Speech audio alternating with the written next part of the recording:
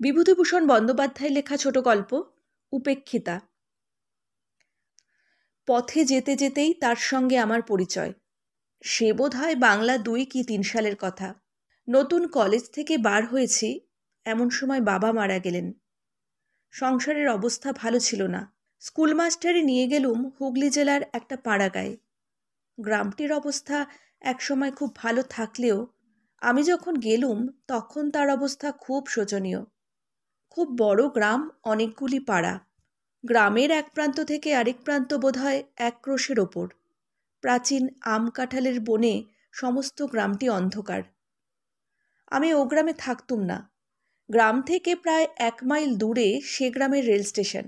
Station মাস্টারের একটি ছেলে পড়ানোর ভার নিয়ে সেই রেলের পিডব্লিউডির একটা পরিত্যক্ত বাংলোয় থাকতুম। চারিদিকে নির্জন মাঠ, মাঝে মাঝে তালবাগান। স্কুলটি ছিল গ্রামের ও প্রান্তে। মাঠের মধ্যে নেমে হেঁটে যেতুম প্রায় ১ ক্রোশ। একদিন বর্ষাকাল, বেলা ১০টা প্রায় বাজে। স্কুলে যাচ্ছি।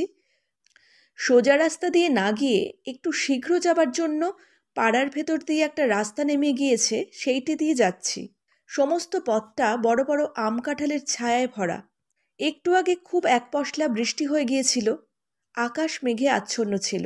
গাছের ডাল থেকে টুপটুপ করে বৃষ্টির জল ঝরে পড়ছিল। একটা জীর্ণ ভাঙা ঘাটওয়ালা প্রাচীন পুকুরের ধার দিয়ে রাস্তা।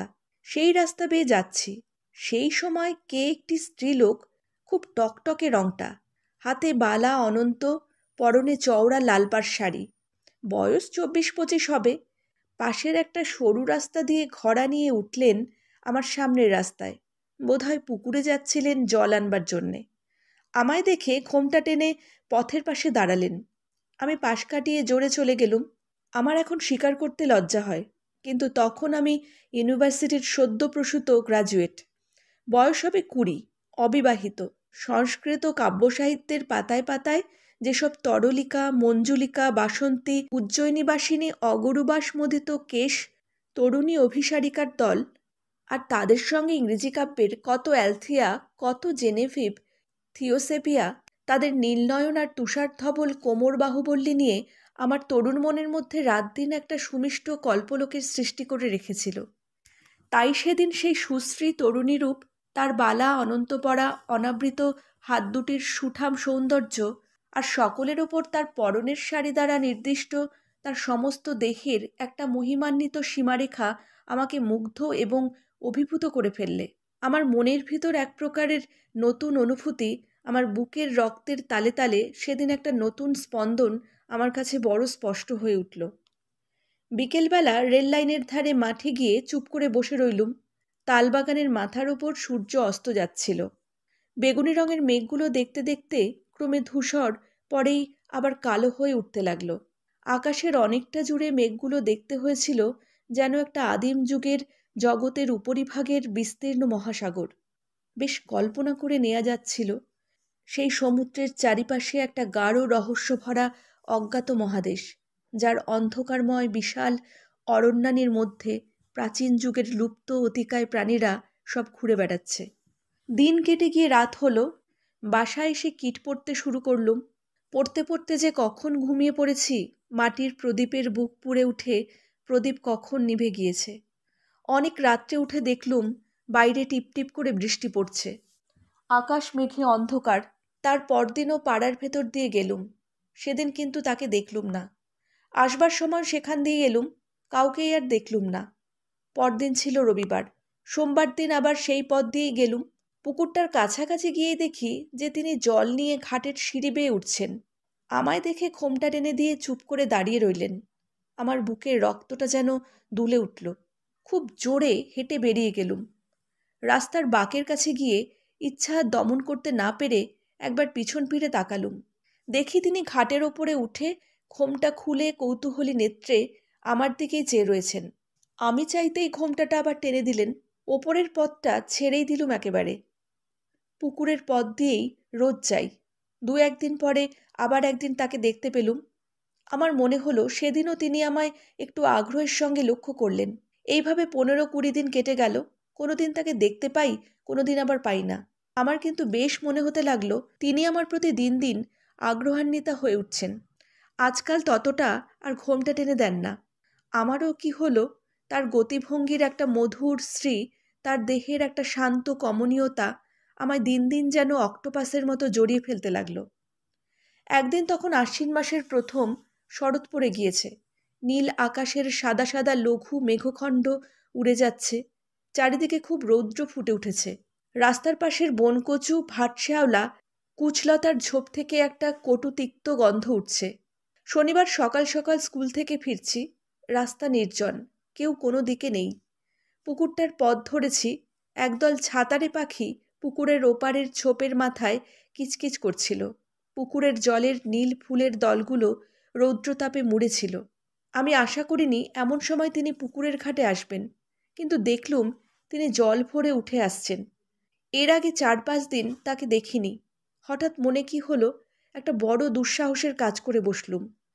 তার কাছে গিয়ে বললুম, দেখুন, কিছু মনে করবেন না আপনি, আমি এখানকার স্কুলে কাজ করি। রোজ এই পথে যেতে যেতে আপনাকে দেখতে পাই। আমার বড় ইচ্ছে করে আপনি আমার বোন হন। আমি আপনাকে বৌদিদি বলবো? আমি আপনার ছোট ভাই, কেমন তো? তিনি আমার কথার প্রথম অংশটায় হঠাৎ চমকে উঠে কেমন জড়সড় হয়ে উঠেছিলেন। দ্বিতীয় অংশটায় তার সে চমকানো ভাবটা একটু দূর হলো। ঘড়া কাখে নিচু চোখে চুপ করে দাঁড়িয়ে রইলেন। আমি যুক্ত করে প্রণাম করে বললুম, বৌদিদি, আমায় এই ইচ্ছা আপনাকে পূর্ণ করতে হবে। আমাকে ছোট ভাইয়ের অধিকার দিতেই হবে আপনাকে। তিনি ঘোমটা অর্ধেকটা খুলে একটা স্থির শান্ত দৃষ্টিতে আমার দিকে চাইলেন। সুশ্রী মুখ যে আমি কখনো দেখিনি তা নয়, তবুও মনে হলো তার ডাগর কালো চোখ দুটির শান্ত ভাব আর তার ঠোঁটের নিচের একটা বিশেষ ভাঁজ, এই দুটিতে মিলে তার সুন্দর মুখের গড়নে এমন এক বৈচিত্র্য এনেছে যা সচরাচর চোখে পড়ে না। খানিকক্ষণ দুজনেই চুপ করে রইলুম। তারপর তিনি জিজ্ঞাসা করলেন, তোমার বাড়ি কোথায়? আনন্দে সারা গা কেমন শিউরে উঠল। বললুম, কলকাতার কাছে, 24 পরগনা জেলায়, এখানে স্টেশনে থাকি। তিনি জিজ্ঞাসা করলেন, তোমার নাম কি? আমি বললুম। তিনি বললেন, তোমার বাড়িতে কে কে আছেন? বললুম, এখন বাড়িতে শুধু মা আর দুটো ছোট ছোট ভাই আছে। বাবা এই 2 বৎসর মারা গিয়েছেন। তিনি একটু যেন আগ্রহের সুরে বললেন, তোমার কোনো বোন নেই? আমি বললুম, না, আমার 2জন বড় বোন ছিলেন, তারা অনেকদিন মারা গিয়েছেন। বড়দি যখন মারা যান তখন আমি খুব ছোট। মেজদি 5-6 বছর মারা গিয়েছেন। আমি এই মেজদিকেই জানতুম। তিনি আমায় বড় ভালোবাসতেন। তিনি আমার চেয়ে 6 বছরের বড় ছিলেন। তার দৃষ্টি একটু ব্যথা কাতর হয়ে এলো। জিজ্ঞাসা করলেন, তোমার মেজদি থাকলে এখন তার বয়স কত হতো? বললুম, এই 26 বছর। তিনি একটু মৃদু হাসির সঙ্গে বললেন, তাই বুঝি ভাইটির আমার একজন বোন খুঁজে বেড়ানো হচ্ছে না? কি মিষ্টি হাসি, কি মধুর শান্ত ভাব। মাথা নিচু করে প্রণাম করে তার পায়ের ধুলো নিয়ে বললুম, তাহলে ভাইয়ের অধিকার দিলেন তো আপনি? তিনি শান্ত হাসিমাখা মুখে চুপ করে রইলেন। আমি বললুম, বৌদি, আমি জানতুম আমি পাবো। আগ্রহের সঙ্গে খুঁজলে ভগবানও নাকি ধরা দেন। আমি একজন বোন অনায়াসেই পাবো। আচ্ছা, এখন তবে আসি। আপনি কিন্তু ভুলে যাবেন না বৌদি, আপনার যেন দেখা পাই। রবিবার বাদে আমি দুবেলাই এ রাস্তা দিয়ে যাব। আমার মাঠের ধারের তালবাগানটার পাখিগুলো রোজই সকাল বিকাল ডাকে। একটা যেন কি পাখি তার সুর খাত থেকে ধাপে ধাপে তুলে একেবারে পঞ্চমে চড়িয়ে আনে। মন যেদিন ভারী থাকে সেদিন সে সুরের উদাস মাধুর্য প্রাণের মধ্যে কোনো সাড়া দেয় না। আজ দেখলুম পাখিটার গানের সুরের স্তরে স্তরে হৃদয়টা কেমন লঘু থেকে লঘুতর হয়ে উঠেছে। মনে হতে লাগলো জীবনটা কেবল কতগুলো স্নিগ্ধ ছায়া শীতল পাখির গানে ভরা অপরাহ্নের সমষ্টি, আর পৃথিবীটা শুধু নীল আকাশের তলায় ইতস্তত বর্ধিত অযত্ন সম্ভূত তাল নারিকেল গাছের বন দিয়ে তৈরি, যাদের ঈষৎ কম্পমান দীর্ঘ শ্যামল পত্রশীর্ষ অপরাহ্নে অবসন্ন রৌদ্রে চিকচিক করছে। তার পরদিন বৌদিদির সঙ্গে দেখা হলো ছুটির পর বিকেলবেলা। বৌদিদি যেন চাপা হাসির সুরে জিজ্ঞাসা করলেন, এই যে, বিমলের বুঝি আজ খুব সকাল সকাল স্কুলে যাওয়া হয়েছিল? আমি উত্তর দিলুম, বেশ বৌদি, আমি ওবেলা তো ঠিক সময় গেলুম, আপনিই ছিলেন না। এখন দোষটা বুঝি আমার ঘাড়ে চাপানো হচ্ছে না? আর বৌদি, ঘাটে ওবেলা আরও সব মেয়েরা ছিলেন। বৌদিদি হেসে ফেললেন, বললেন, তাই তো, ভাইটির আমার ওবেলা তো বড় বিপদ হয়েছে তাহলে। আমার একটু লজ্জা হলো, ভালো করে জবাব দিতে না পেরে বললুম, তা নয় বৌদি, আমি এখানে অপরিচিত, পাড়ার মধ্যে দিয়ে পথ, পাছে কেউ কিছু মনে করে। বৌদিদির চোখের কৌতুক দৃষ্টি তখনও যায়নি। তিনি বললেন, আমি ওবেলা ঘাটের জলেই ছিলাম বিমল। তুমি ওই চটকা গাছটার তলায় গিয়ে একেবারে ঘাটের দিকে চেয়ে দেখলে, আমায় তুমি দেখতে পাওনি। আমি জিজ্ঞাসা করলুম, বৌদি, আপনার বাপের বাড়ি কোথায়? বৌদিদি উত্তর দিলেন, খোলাপোতা চেনো? সেই খোলাপোতায়। আমি ইতস্তত করছি দেখে আমায় আরেকটু বিশদ সংবাদ দিয়ে বললেন, ওই যে খোলাপোতার রাস। বৌদিদির হাসি ভরা দৃষ্টি যেন একটি গর্ব মিশ্রিত হয়ে উঠল। কিন্তু বলা আবশ্যক যে খোলাপোতা বলে কোনো গ্রামের নাম এই আমি প্রথম শুনলুম, অথচ বৌদির বাপের বাড়ি, যেখানে এমন রাস হয়, সেই বিশ্ববিশ্রুত খোলাপাতার ভৌগোলিক অবস্থান সম্বন্ধে আমার অজ্ঞতা পাছে তার মধ্যে ব্যথা দেয়, এই ভয় বলে ফেললুম, ও সেই খোলাপোতায়? ওটা কোন জেলায় ভালো? বৌদিদির কাছ থেকে সাহায্য পাবার প্রত্যাশা করেছিলুম, কিন্তু দেখলুম তিনি সে বিষয়ে নির্বিকার।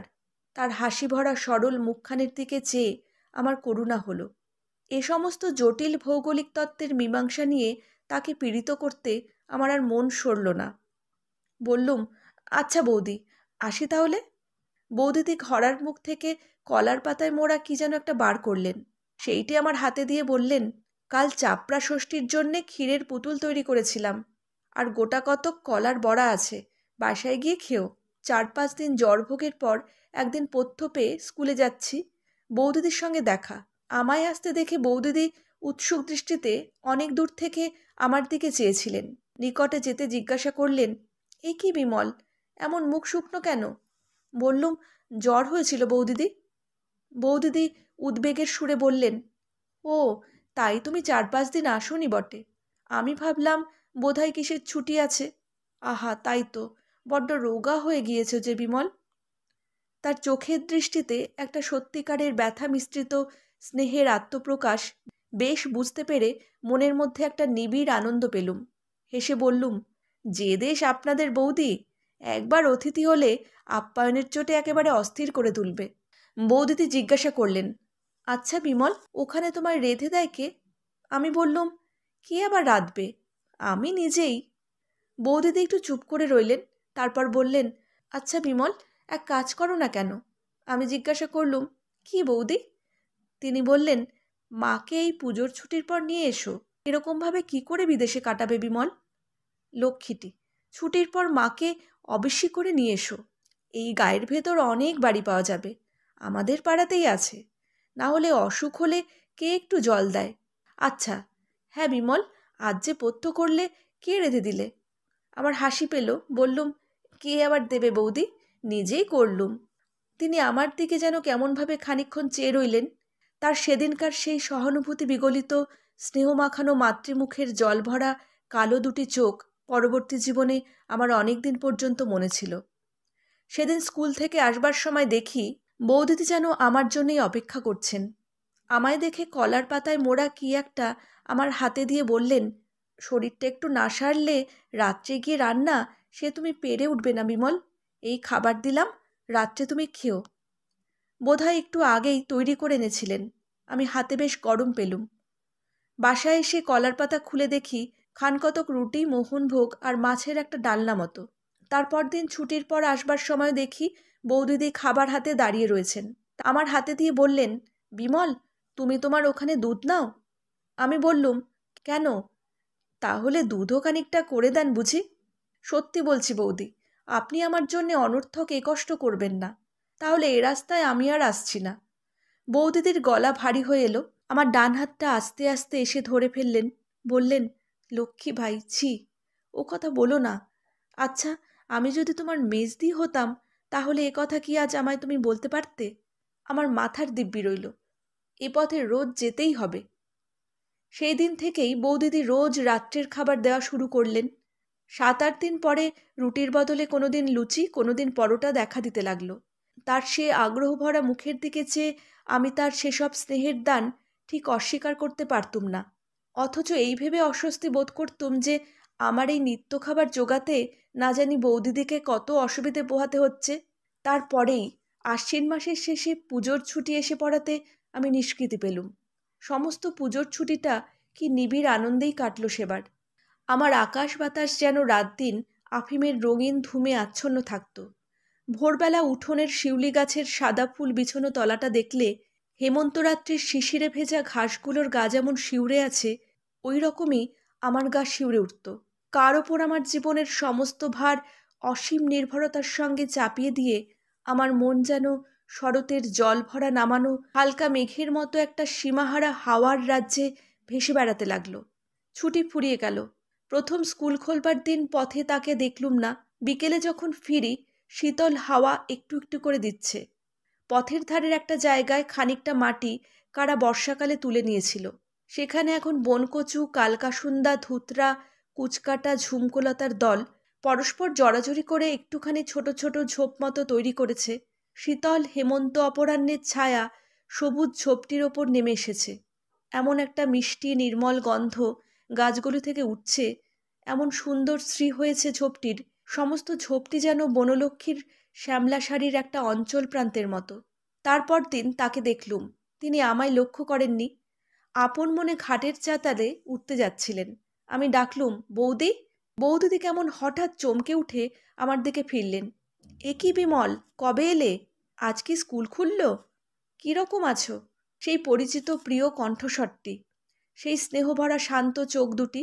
বৌদিদি আমার মনে ছুটির আগে যে স্থান অধিকার করেছিলেন, ছুটির পরের স্থানটা তার চেয়ে আরও উপরে। আমি সমস্ত ছুটিটা তাকে ভেবেছি। নানা মূর্তিতে, নানা অবস্থায় তাকে কল্পনা করেছি, নানা গুণ তাকে আরোপ করেছি। তাকে নিয়ে আমার মুগ্ধ মনের মধ্যে অনেক ভাঙা গড়া করেছি। আমার মনের মন্দিরে আমারই শ্রদ্ধায় ভালোবাসায় গড়া তার কল্পনা মূর্তিকে অনেক অর্ঘ্য চন্দনে চর্চিত করেছি। তাই সেদিন যে বৌদিদিকে দেখলুম, তিনি পুজোর ছুটির আগেকার সেই বৌদিদি নন। তিনি আমার সেই নির্মলা, সুহৃদয়া, পুণ্যমতী মানসী প্রতিমা। আমার পার্থিব বৌদিদিকে তিনি তার মহিমা খচিত দিব্য বসনের আচ্ছাদনে আবৃত করে রেখেছিলেন। তার স্নেহ করুণার জ্যোতির্বাষ্পে বৌদিদির রক্তমাংসের দেহটার একটা আড়াল সৃষ্টি করেছিলেন। আমার মাথা শ্রদ্ধায় সম্ভ্রমে নত হয়ে পড়ল। আমি তার পায়ের ধুলো নিয়ে প্রণাম করলুম। বৌদিদি বললেন, এসো এসো ভাই, আর প্রণাম করতে হবে না। আচ্ছা বিমল, বাড়ি গিয়ে আমার কথা মনে ছিল? মনে এলেও বাইরে তো বলতে পারতুম না। কে তবে আমার মগ্ন চৈতন্যকে আশ্রয় করে আমার নিত্য সুষুপ্তির মধ্যে আমার সঙ্গিনী ছিল বৌদি? শুধু একটু হেসে চুপ করে রইলুম। বৌদিদি জিজ্ঞাসা করলেন, মা ভালো আছেন? আমি উত্তর দিলুম, হ্যাঁ বৌদি, তিনি ভালো আছেন। তাকে আপনার কথা বললুম। বৌদিদি আগ্রহ সুরে বললেন, তিনি কি বললেন? আমি বললুম, শুনে মার দুই চোখ জলে ভরে এলো। বললেন, একবার দেখাবি তাকে বিমল? আমার নলিনীর শোক বোধ হয় তাকে দেখলে অনেকটা নিবারণ হয়। বৌদিদিরও দেখলুম চোখ দুটো ছলছল করে এলো। আমায় বললেন, হ্যাঁ বিমল, তা মাকে এই মাসে তুমি নিয়ে এলে না কেন? আমি বললুম, সে এখন হয় না বৌদি। বৌদিদি একটু ক্ষুব্ধ হলেন, বললেন, বিমল জানো তো সেবার কীরকম কষ্টটা পেয়েছ। এই বিদেশ বিভূতিতে মাকে আনলে এই মিথ্যে কষ্টটা তো তোমাকে আর ভোগ করতে হয় না। আমি উত্তর দিলুম, বৌদি, আমি তো আর ভাবিনি যে আমি বিদেশে আছি। যেখানে আমার বৌদি রয়েছেন সে দেশ আমার বিদেশ নয়। মা না থাকলেও আমার এখানে ভাবনা কিসের বৌদি? বৌদিদির চোখে লজ্জা ঘনিয়ে এলো। আমার দিকে ভালো করে চাইতে পারলেন না। বললেন, হ্যাঁ, আমি তো সবই করছি। আমার কি কিছু করবার জো আছে? কত পরাধীন আমরা, তা জানো ভাই। ওসব নয়, তুমি এই মাসেই মাকে আনো। আমি কথাটাকে কোনো রকমে চাপা দিয়ে সেদিন চলে এলুম। তারপর দিন ছুটির পর বৌদিদির সঙ্গে দেখা। অন্যান্য কথাবার্তার পর আসবার সময় তিনি কলায় পাতায় মোড়া আবার কি যেন একটা বার করলেন। তার হাতে কলার পাতা দেখলেই আমার ভয় হয়। আমি শঙ্কিত চিত্তে বলে উঠলুম, ও আবার কি বৌদি? আবার সেই? বৌদিদি বাধা দিয়ে বললেন, আমার কি কোনো স্বাদ নেই বিমল? ভাইফোঁটাটা অমনি অমনি গেল, কিছু কি করতে পারলুম? কলার পাতা মোড়া রহস্যটি আমার হাতে দিয়ে বললেন, এতে একটু মিষ্টি মুখ করো, আর এইটে নাও, একখানা কাপড় কিনে নিও। কথাটা ভালো করে শেষ না করেই বৌদি আমার হাতে একখানা 10 টাকার নোট দিতে এলেন। আমি চমকে উঠলুম, বললুম, এ কি বৌদি, না না, এ কিছুতেই হবে না। খাবার আমি নিচ্ছি, কিন্তু টাকা নিতে পারবো না। আমার কথাটার স্বর বোধহয় একটু তীব্র হয়ে পড়েছিল। বৌদিদি হঠাৎ থতমত খেয়ে গেলেন। তার প্রসারিত হাতখানা ভালো করে যেন গুটিয়ে নিতেও সময় পেলেন না, যেন কেমন হয়ে গেলেন। তারপর একটু অবাক হয়ে আমার দিকে চেয়ে থাকবার পরই তার টানা কালো চোখ দুটি ছাপিয়ে বাঁধভাঙা বন্যার স্রোতের মতো জল গড়িয়ে পড়ল। আমার বুকে যেন কিসের খোঁচা বিঁধল। এই নিতান্ত সরলা মেয়েটির আগ্রহভরা উষ্ণ উপহার রূঢ়ভাবে প্রত্যাখ্যান করে তার বুকে যে লজ্জা আর ব্যথার শুল বিদ্ধ করলুম, সে ব্যথার প্রতিঘাত অদৃশ্যভাবে আমার নিজের বুকে গিয়েও বাজল। আমি তাড়াতাড়ি দুহাতে তার পায়ের ধুলো নিয়ে তার হাত থেকে নোটখানা আর খাবার দুই নিয়ে বললুম, বৌদি, ভাই বলে এ অপরাধ একবারটা মাপ করুন আমার। আর কখনো আপনার কথার অবাধ্য হব না। বৌদিদির চোখের জল তখনও থামেনি। দুই চোখ জলে ভরা সে তরুণী দেবী মূর্তির দিকে ভালো করে চাইতে না পেরে আমি মাথা নিচু করে অপরাধীর মতো দাঁড়িয়ে রইলুম। বাড়ি এসে দেখলুম কলাপাতার মধ্যে কতগুলো দুগ্ধশুভ্র চন্দ্রপুলি সুন্দর করে তৈরি। সমস্ত রাত ঘুমের ঘোরে বৌদিদির বিষণ্ণ কাতর দৃষ্টি বারবার চোখের সামনে ভাসতে লাগল। মাসখানেক কেটে গেল, প্রায়ই বৌদিদির সঙ্গে দেখা হতো। এখন আমরা ভাই বোনের মতো হয়ে উঠেছিলুম। সেই রকমই পরস্পরকে ভাবতুম। একদিন আসছি, ফানেল শার্টের একটা বোতাম আমার ছিল না। বৌদি জিজ্ঞাসা করলেন, এ কি, বোতাম কোথায় গেল? আমি বললুম, সে কোথায় গিয়েছে বৌদি, বোতাম পরাতে জানি নে, কাজেই ওই অবস্থা। তারপর দিন দেখলুম তিনি সুতো বোতাম সমিতি এসেছেন। আমি বললুম, বৌদি, এটা খাটের পথ, আপনি বোতাম পরাতে পরাতে কেউ যদি দেখে তো কি মনে করবে? আপনি বরং সূঁচটা আমাকে দিন, আমি বাড়ি গিয়ে চেষ্টা করব। বৌদি হেসে বললেন, তুমি চেষ্টা করে যা করবে তা আমি জানি, নাও সরে এসো এদিকে। বাধ্য হয়ে সরেই গেলুম। তিনি বেশ নিশ্চিন্তভাবেই বোতাম পরাতে লাগলেন। ভয়টা দেখলুম তার চেয়ে আমারই হলো বেশি। ভাবলুম, বৌদির তো সে কাণ্ডজ্ঞান নেই, কিন্তু যদি কেউ দেখে তো এর সমস্ত কষ্টটা ওকেই ভুগতে হবে। একদিন বৌদিদি জিজ্ঞাসা করলেন, বিমল, গোকুল পিঠে খেয়েছ? আমার মা খুব ভালো গোকুল পিঠে তৈরি করতেন, কাজেই ও জিনিসটা আমি খুব খেয়েছি। কিন্তু বৌদিদিকে একটু আনন্দ দেওয়ার জন্য বললুম, সে কীরকম বৌদি? আর রক্ষে নেই। তার পরদিনই বিকেলবেলা বৌদিদি কলার পাতায় মোড়া পিঠে নিয়ে হাজির। আমায় বললেন, তুমি এখানে আমার সামনেই খাও, ঘড়ার জলে হাত ধুয়ে ফেলো এখন। আমি বললুম, সর্বনাশ বৌদি, এই এতগুলো পিঠে খেতে খেতে এ পথে লোক এসে পড়বে, সে হয় না, আমি বাড়ি গিয়েই খাবো। বৌদি ছাড়বার পাত্রীও নন, বললেন, না না, কেউ আসবে না বিমল, খেলুম, পিঠে খুব ভালো হয়নি, আমার মায়ের নিপুণ হাতের তৈরি পিঠের মতো নয়, বোধহয় নতুন করতে শিখেছেন, ধারগুলো পুড়ে গিয়েছে, আস্বাদও ভালো নয়। বললুম, বাহ বৌদি, বড় সুন্দর তো, এ কোথায় তৈরি করতে শিখলেন? আপনার বাপের বাড়ির দেশে বুঝি? বৌদিদির মুখে আর হাসি ধরে না। হাসি মুখে বললেন, হে আমি, আমাদের গুরুমা এসেছিলেন, তিনি শহরের মেয়ে, অনেক ভালো খাবার করতে জানেন, তার কাছেই শিখে নিয়েছিলাম। তারপর সারা শীতকাল অন্যান্য পিঠের সঙ্গে গোকুল পিঠের পুনরাবৃত্তি চলল। ওই যে বলেছি, আমার ভালো লেগেছে, আর রক্ষে নেই। কিছুদিন ধরে আমার মনের মধ্যে একটা আগ্রহ একটু একটু করে জমছিল, জীবনটাকে খুব বড় করে অনুভব করবার জন্যে। আমার এই 20-21 বছর বয়সে এই ক্ষুদ্র পাড়াগায়ে খাঁচার পাখির মতো আবদ্ধ থাকা ক্রমেই অসহ্য হয়ে উঠছিল। চলেও যেতাম এতদিন, এখানকার একমাত্র বন্ধন হয়েছিল বৌদিদি। তারই আগ্রহে স্নেহ যত্নে সে অশান্ত ইচ্ছাটা কিছুদিন চাপা ছিল। এমন সময় মাঘ মাসের শেষের দিকে আমার এক আত্মীয় আমায় লিখলেন যে তাদের কারখানা থেকে কাচের কাজ শেখবার জন্যে ইউরোপ আমেরিকায় ছেলে পাঠানো হবে, অতএব আমি যদি জীবনে কিছু করতে চাই তবে শীঘ্র যেন মোরাদাবাদ গিয়ে তার সঙ্গে দেখা করি, তিনি সেখানকার কাচের কারখানার ম্যানেজার। পত্র পেয়ে সমস্ত রাত আমার আর ঘুম হলো না। ইউরোপ আমেরিকা, সে কত উর্মি সঙ্গীত মুখরিত শ্যামল সমুদ্রতট, কত অকুল সাগরের নীল জলরাশি, দূরে সবুজ বিন্দুর মতো ছোট ছোট দ্বীপ, নতুন আকাশ, নতুন অনুভূতি। ডোভারের সাদা খড়ির পাহাড়, প্রশান্ত রাজপথে জনতার দ্রুত পাদচরণ, পপলার মেপেল গাছের সে কত শ্যামল পত্র সম্ভার, আমার কল্পলোকের সঙ্গিনী কনককেশিনী, কত ক্লারা, কত মেরি, কত ইউজিনি। পরদিন সকালে পত্র লিখলুম, আমি খুব শীঘ্রই রওনা হব। স্কুলে সেদিনই নোটিশ দিলুম, 15 দিন পরে কাজ ছেড়ে দেব। মন বড় ভালো ছিল না। ওপরের পথটা দিয়ে কয়েকদিন গেলুম, 10-12 দিন পরে নিচের পথটা দিয়ে যেতে যেতে একদিন বৌদিদির সঙ্গে দেখা। বৌদিদি একটু অভিমান প্রকাশ করলেন, বিমল বড় গুণের ভাই তো, আজ 4-5 দিনের মধ্যে বোনটা বাঁচলো কি মলো তার কোনো খোঁজ করলে না? আমি বললাম, বৌদিদি, করলে সেটা অস্বাভাবিক হতো। বোনেরাই ভাইদের জন্য কেঁদে মরে, ভাইদের দায় পড়েছে বোনেদের ভাবনা ভাবতে। দুনিয়া শুদ্ধ ভাই বোনেরই এই একই অবস্থা। বৌদিদি খিলখিল করে হেসে উঠলেন। এই তরুণীটির হাসিটি বালিকার মতো এমন মিষ্ট নির্মল যে এ শুধু লক্ষ্মী পূর্ণিমার রাতের জ্যোৎস্নার মতো উপভোগ করবার জিনিস, বর্ণনা করবার নয়।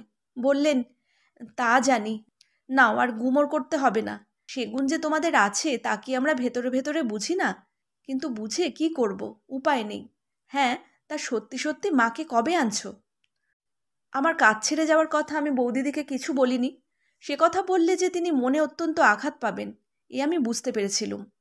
একবার ভাবলুম, সেই তো জানাতেই হবে, একদিন বলে ফেলি। কিন্তু অমন সরল হাসিভরা মুখ, অমন নিশ্চিন্ত শান্তির ভাব, বলতে বড় বাধল।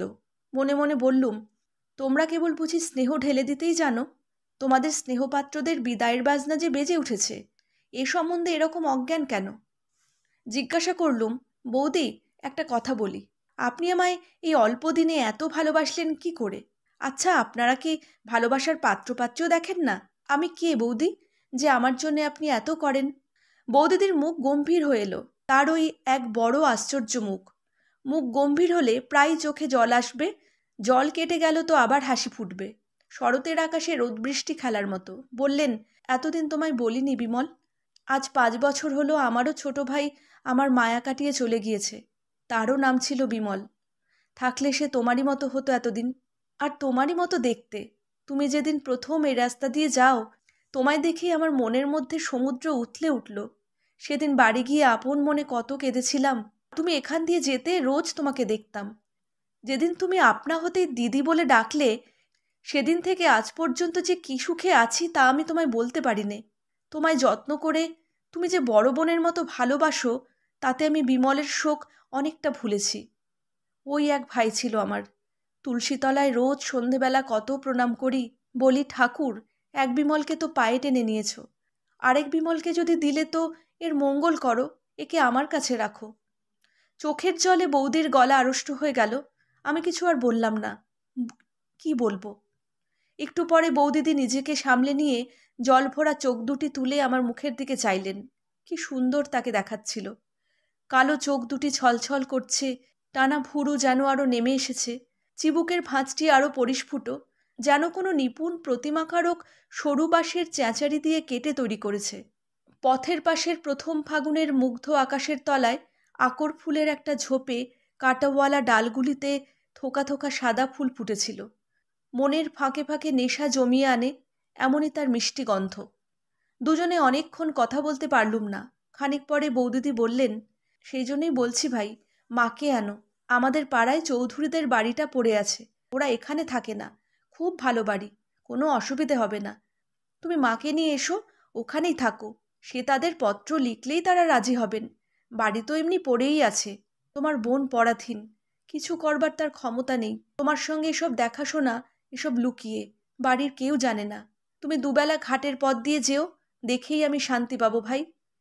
মাকে তুমি এ মাসেই আনো। কেমন করে তা হবে? একটু চুপ করে থেকে জিজ্ঞাসা করলুম, বৌদি, আমি এখানে থাকলে কি আপনি সুখী হন? বৌদিদি বললেন, কি বলবো বিমল, মাকে আনলে তোমার কষ্টটাও কম হয়, তা বুঝেও আমার সুখ। আর বেশ, দুটি ভাই বোন এক জায়গায় থাকবো, 12 মাস দুবেলা দেখা হবে, কি বলো? আমি বললুম, ভাই যদি কোনো গুরুতর অপরাধ করে আপনার কাছে, তাকে আপনি ক্ষমা করতে পারবেন? বৌদিদি বললেন, শোনো কথার ভঙ্গি ভাইটির আমার। আমার কাছে তোমার আবার অপরাধটা কিসের শুনি? আমি জোর করে বললুম, না বৌদি, ধরুন যদি করি তাহলে? বৌদিদি আবার হেসে বললেন, না না, তাহলেও না, ছোট ভাইটির কোনো কিছুতেই অপরাধ নেই আমার কাছে, আমি যে বড় বোন। চোখে জল এসে পড়ল। আড়ষ্ট গলায় বললুম, ঠিক বৌদি, ঠিক। বৌদি অবাক হয়ে গেলেন, বললেন, বিমল, কি হয়েছে ভাই, অমন করছো কেন? মুখ ফিরিয়ে আনতে উদ্যত হলুম, বললুম, কিছু না বৌদি, এমনি বলছি। বৌদিদি বললেন, তবুও ভালো, ভাইটির আমার এখনও ছেলে মানুষই যায়নি। হ্যাঁ, ভালো কথা বিমল। তুমি ভালোবাসো বলে বাগানের কলার কাঁদি আজ কাটিয়ে রেখেছি। পাকলে একদিন ভালো করে দেব। তার পরদিনই আমার নোটিশ অনুসারে স্কুলের কাজের শেষ দিন।